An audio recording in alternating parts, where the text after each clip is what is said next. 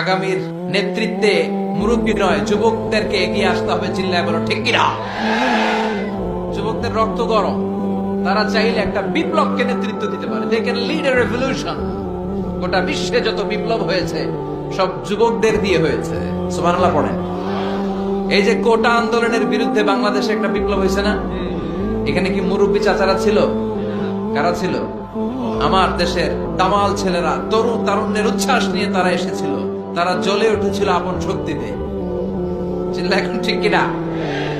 তো মুসলিম যুবকদেরকে জ্বলে উঠতে হবে আপন শক্তিতে। এরপরে নিরাপদ সড়ক চাই একটা আন্দোলন হয়ে গেছে এই দেশে। ওইখানে কি মুরব্বীরা নেতৃত্ব দিয়েছিল? অবাক লেগেছে। প্রাইমারির ছেলেরা, হাই স্কুলের ছেলেরা আইন কিভাবে করতে হয় এবং কিভাবে সেই আইন মানাতে বাধ্য করতে হয় প্রশাসনের চোখে আঙ্গুল দিয়ে তারা গোটা বাংলাদেশকে দেখিয়েছে। এখন ঠিক কিনা?